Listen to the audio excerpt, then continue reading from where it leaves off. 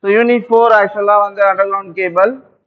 So underground cable actually is called also as UG cable. So underground cable normally on the urban areas on the mostly on the use பண்ணுவாங்க. So under the ground transmission line on the OH line பதிலா underground we can transmit the power. Okay, that's the main purpose of underground cable. So actually on the மெயினா வந்து it will be external disturbance மெயினா வந்து பாத்தீங்கன்னா storm, lightning, ice flooding, tree falling அதெல்லாம் வந்து இருக்காது. Okay, that's the main advantage of underground cable. But இதோட main disadvantage பாத்தீங்கன்னா it has high initial cost. அது இனிஷியலா வந்து காஸ்ட் வந்து அதிகமா இருக்கும். கேபிளோட காஸ்ட் வந்து பார்த்தா அதிகமா இருக்கும். இன்ஸ்டாலேஷன் காஸ்ட் வந்து அதிகம். Okay, first underground cable. Once installation பண்ணிட்டீங்கன்னா after that we can maintenance வந்து கம்மி. Okay, so that it will ஒரு particular voltage வரைக்கும் underground cable prefer. High voltage எல்லாம் பண்ணீங்கன்னா not preferred.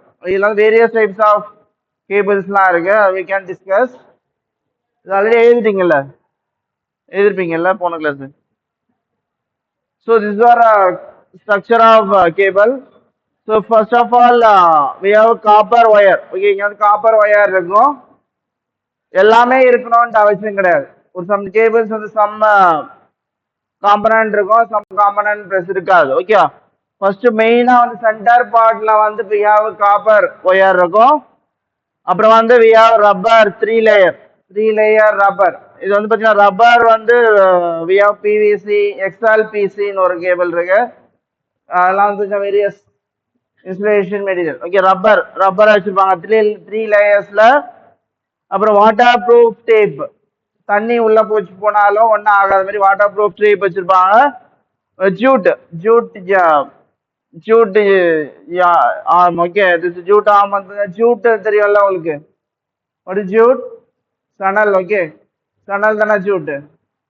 அந்த சணல் இங்க இருக்கும். அப்புறம் ஏசியன் டேப் வந்து we have. அப்புறம் வந்து லெட் ஒயர் வந்து பாத்தீங்கன்னா இது வந்து பாத்தீங்கன்னா மெக்கானிக்கல் ஸ்ட்ரென்த் வந்து இம்ப்ரூவ் பண்றதுக்கு we have லெட் ஒயர் வச்சிருப்பாங்க. அப்புறம் அந்த லெட் ஒயருக்கு அப்புறம் வந்து waterproof tape, jute serving. இது வந்து பாத்தீங்கன்னா ஒன் ஆஃப் த சர்விங். ஏசியன் லேயர் 2 லேயர் வச்சிருப்பாங்க ஏசியன்ல. ஸ்டீல் ஆர்மர்னா மெக்கானிக்கல் ஸ்ட்ரென்த்தை வந்து கொடுக்கறதுக்கு வந்து we have ஸ்டீல் ஆர்மர்.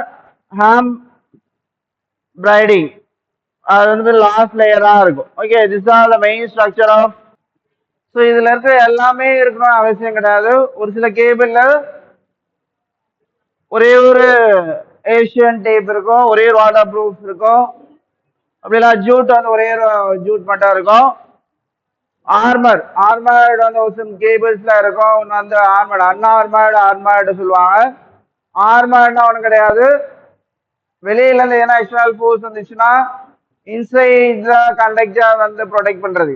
நார்மலா வந்து இப்ப இதெல்லாம் பண்றாங்க வச்சுக்கோங்க, பல்லெல்லாம் நோண்டுறாங்கன்னா என்ன ஆகும்னா அந்த டைம்ல கேபிள் அந்த இடத்துல இருந்ததுன்னா அந்த ஆர்மர் என்ன பண்ணோம்னா இப்ப இது சொல்ல அயன் ராட் இருக்குல்ல, அது வந்து நம்ம ஹிட் பண்றப்ப அந்த கேபிள் வந்து இன்சைட் வந்து போகாம ஆர்மர்டு கூடயே வந்து ஸ்டாப் பண்ணிடும். ஓகே, அது வந்து ஆர்மர்டு, அது வந்து ஸ்டீல் மெட்டீரியல் பண்ணியிருப்பாங்க ஆர்மர்டு.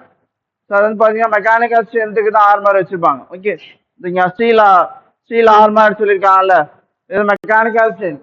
வெளியே இருந்து எக்ஸ்டர்னல் ஃபோர்ஸ் வந்துச்சுன்னா ஆர்ம் பண்றது, அது ஆர்ம்னா என்ன பண்ணுறது, ப்ரொடெக்ட் பண்றது. ஓகே, ஸ்டாப் பண்றது. ஓகே, அது ஆர்மர்டு. ஏன்னா வெளியில இருந்து என்ன அயன் ராட் என்ன பல்ல நோண்டுறாங்கன்னா அதுக்கு அயன் ராட் இருக்கிறப்ப அது வந்து பண்றப்ப இது not affect the human. Okay, அதனால தான் ஆர்மர்டு வச்சிருக்காங்க. சம்டைம் ஆர்மர்டு இருக்கும், சம் பிளேஸ் அன்ஆர்மர்டு வச்சிருப்பாங்க. அது எந்த பிளேஸ்ல இருக்கோ அதை பொறுத்து we can select the cable. Okay, இது சிங்கிள் கோர் கேபிள்னா ஒரே ஒரு கேபிள் மட்டும் தான் இருக்கும், ஒரே ஒரு கண்டக்டர். காப்பர் ஒயர் வந்து ஒரே ஒன்று தான் இருக்கும், single core cable. So advantage and disadvantage of underground cable. So main advantage பார்த்தீங்கன்னா better general appearance, less liable to the damage through storm or lightning. So and next one the low maintenance cost, less chance of fall, small voltage drop. These are the advantage of UG cable. And disadvantage பார்த்தீங்கன்னா the major drawback is that they have greater installation cost. Installation cost வந்து அதிகம் சொன்னேன். And introduce insulating problem for high voltage compared with equivalent OH system. High voltage இப்போ ரெண்டு disadvantage இருக்கு. ஒன்று installation cost வந்து அதிகம் underground cable plus high voltageலாம் போனீங்கன்னா ப்ரொடெக்ஷன் பண்றது இன்சுலேஷன் பண்றது very difficult. Okay, so compared to OH line மியூசி cable வந்து இன்சுலேஷன் வந்து ரொம்ப டிஃபிகல்ட்டா இருக்கும் ஹை வோல்டேஜ்லாம் போச்சுன்னா.